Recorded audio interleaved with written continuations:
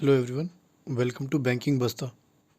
जैसा आप सबको पता है SBI PO 2020 prelims exam December end में शुरू है और मैं इस वीडियो में आपको बताऊंगा कि आपको कैसे रीजनिंग सेक्शन को टैकल करना है ताकि आप मैक्सिमम मार्क्स इस सेक्शन में स्कोर कर सकें। थोड़ा सा इंट्रोडक्शन मेरे बारे में। मेरा नाम अमन मिश्रा है and I am currently working as a probationary officer in one of the nationalised banks. Screen पे आप देख सकते हैं कुछ एग्ज़ाम्स हैं जो मैंने रिसेंट टाइम में क्लियर किए हैं। पहले हम SBI PO प्रीलिम एग्ज़ाम का स्ट्रक्चर देख लेते हैं। टोटल 1 आवर का ये एग्ज़ाम है जिसमें 100 क्वेश्चंस आते हैं। इंग्लिश में 30 क्वेश्चंस, क्वांट में 35 क्वेश्चंस एंड रीजनिंग में 35 क्वेश्चंस।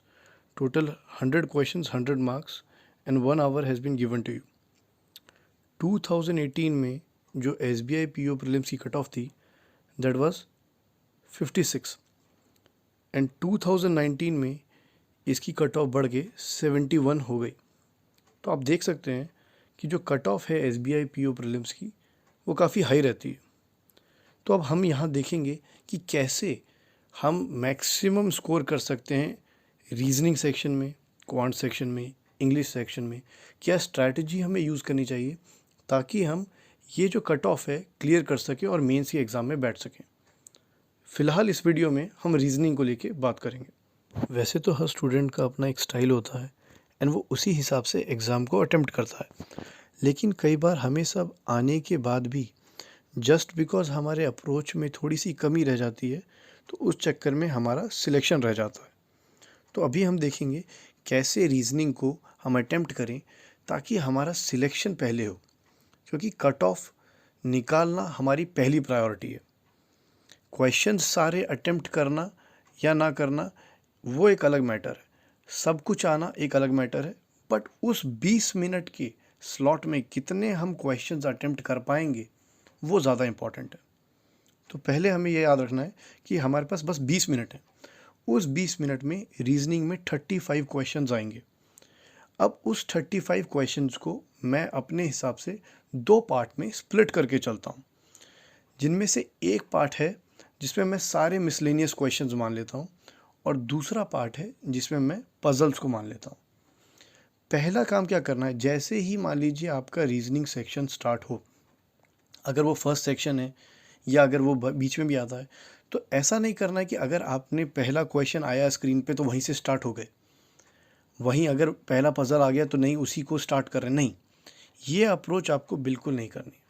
आपको क्या करना है, very quickly with in a matter of 15 to 20 seconds आपको जल्दी से ज़्यादातर क्वेश्चंस देख लेने हैं और वो देख लेना है कि कहाँ पे आपको कौन से क्वेश्चंस मिलेंगे। और जैसे ही आप 15-20 मिनट 30 सेकंड 15-20 सेकंड 30 सेकंड के अंदर वो आप सारे क्वेश्चंस वो देख लेंगे, तो आप उन क्वेश्चंस को उसी हिसाब से अप्रोच करिएगा। सबसे पहले जो आपको रीजनिंग सेक्शन में कभी भी किसी भी बैंकिंग एग्ज़ाम में जहाँ पर आपको टाइम स्लॉट है कि 20 मिनट के अंदर आपको मैक्सिमम अटेम्प्ट करना है, वहाँ आपको सबसे पहले इजी क्वेश्चंस को टारगेट करना है जो आपका कम से कम समय लेंगे और आपको मैक्सिमम मार्क्स देंगे। तो देखिए, टाइप 1 जो मैं मान के चलता हूँ उसमें सारे मैंने मिसलेनियस क्वेश्चंस मान लिए हैं, जैसे inequality, syllogism, direction based, blood relation, coding decoding, order rank. अब ज़रूरी नहीं है कि एग्ज़ाम में इन सारे टॉपिक्स में से क्वेश्चन आए, आ भी सकता है। ज़्यादातर क्या होता है कि किसी एक टॉपिक से 3-4 क्वेश्चन आएंगे, दूसरे टॉपिक से 3-4 क्वेश्चन आएंगे, फिर किसी और टॉपिक से 2-3 क्वेश्चन आएंगे। तो पहले कभी भी जैसे ही रीजनिंग क्वेश्चन आप स्टार्ट करें, रीजनिंग सेक्शन आप स्टार्ट करें, इसमें मैं क्या करता हूँ, जब भी कोई एग्ज़ाम स्टार्ट करता हूँ रीजनिंग में, सबसे पहले इनइक्वालिटी के क्वेश्चन निकालता हूँ, क्योंकि मुझे लगता है कि अगर ये क्वेश्चन आए हैं प्रीलिम्स में तो आप इनको with in a matter of 1 to 2 minutes आप ये चारों पाँचों क्वेश्चन कर लेंगे। फिर सिलॉग्स, डायरेक्शन बेस्ड। तो आपको क्या करना है, ये जो मिसलेनियस क्वेश्चन मैंने टाइप 1 में रखे हैं, 35 में से अप्रॉक्सीमेटली 18 से 20 मार्क्स के क्वेश्चंस इन्हीं में से आते हैं। और ये आप चाहें तो 100% अटेम्प्ट भी कर सकते हैं और 100% आपके करेक्ट भी हो सकते हैं। And the good thing is इसमें आप बहुत टाइम सेव कर सकते हैं। With in a matter of 8 to 10 minutes आप ये सारे क्वेश्चंस अटेम्प्ट कर लेंगे और ये 100% आपके करेक्ट होंगे। और जैसे ही आपने देखा कि मैंने 8 से 10 मिनट के अंदर 18 से 20 मार्क्स कर लिया, एग्ज़ाम के बीच में ही उसी पर्टिकुलर सेक्शन में आपको और कॉन्फिडेंस बूस्ट होता है। Now you have remaining 10 to 12 minutes with you in that exam. और अब जो आपके पास क्वेश्चंस है, now they are only puzzles. अब आपको खाली पजल्स को अप्रोच करना है। तो अब हम आ रहे टाइप 2 में। इसमें आपको क्या करना है, और इसमें भी बहुत चीज़ें आपको ध्यान रखनी है। मान लीजिए आपके पास अब 10 से 12 मिनट बचे हैं, कई बार ऐसा भी हो सकता है कि सिर्फ 8 ही मिनट बचे हों, ठीक है। तो इसका ये मतलब नहीं है कि अब आपको ये 8 के 8 मिनट एक ही पज़ल में दे देने, या अगर वो पज़ल नहीं बन रही है जो मैंने स्टार्ट की तो बस अब मैं उसी में टाइम बर्बाद करूँ, नहीं, ऐसा नहीं है।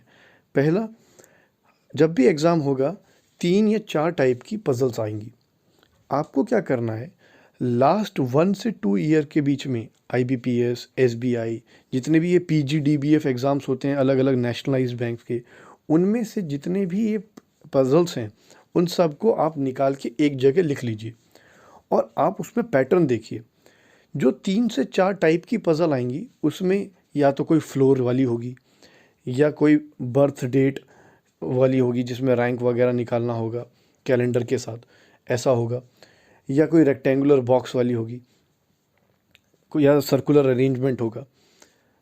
तो इसमें आपको क्या करना है, आपको किसी भी 2 से 3 टाइप की, 2 टाइप की पज़ल एटलीस्ट आपको मास्टर कर लेनी है जो आपको सबसे ज़्यादा कंफर्टेबल हो। कुछ को सर्कुलर अरेंजमेंट होता है, कुछ को फ्लोर वाली होती हैं, किसी को बर्थ डेट वाली होती हैं, किसी को इवेंट्स वाली होती हैं।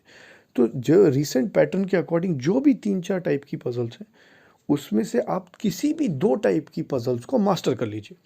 उन पे कम से कम 15-20 टाइप की पज़ल्स आप प्रैक्टिस कर लीजिए, ताकि जब आप एग्ज़ाम में जाएं और वो जो रिमेनिंग 8 से 10 मिनट का टाइम आपके पास बचा हुआ है, या 11-12 मिनट का टाइम जो आपके पास बचा हुआ है, जो आप अब पज़ल्स में देंगे, उन 3 या 4 टाइप की पज़ल्स में बस वही 2 टाइप की पज़ल्स आप पहले अटेम्प्ट करिए। और उसमें भी अगर आपसे एक बीच में बनी और वो रुक गई तो उसे छोड़ दीजिए, उसमें और टाइम वेस्ट मत करिए। किसी भी एक पज़ल में आपको 4 से 5 मिनट नहीं देना। और अगर आप ध्यान दें, अगर आपने बहुत अच्छे से उसको अटेम्प्ट किया और 4 to 5 मिनट्स में आपने एक पज़ल बना ली, तो आप नोटिस करेंगे जो पहला टाइप 1 था आपने सेक्शन में, उसमें आपने 18-20 मार्क्स ले लिए, और यहाँ पर भी आपने 2 टाइप की पज़ल कंप्लीट कर ली, तो you will definitely score around 25+, which is a very good score, और आपके चांसेस SBI PO प्रीलिम्स निकालने के बढ़ जाते। सो जो स्ट्रैटेजी मैंने आपको बताई गाइस, आपको वही फॉलो करनी चाहिए। हमेशा इस सेक्शन को बाइफरकेट करके चलें। ज़रूरी नहीं है अगर पहला क्वेश्चन पज़ल का खुले तो आप वहीं से स्टार्ट करें, या अगर पहला क्वेश्चन मिसलेनियस में भी जो आपका खुल जाए कि आप वहीं से स्टार्ट करें। जो आपको मिसलेनियस में सबसे कंफर्टेबल हो पहले आप वहाँ से स्टार्ट करें, क्योंकि पहले क्वेश्चन अटेम्प्ट करने से कॉन्फिडेंस भी बढ़ जाता है और वो कॉन्फिडेंस आपको बहुत बूस्ट देता है। अगर आप कहीं फंस भी रहे होते हैं तो आप शायद उसको पार कर लेते हैं। All the best for your exam. Thank you.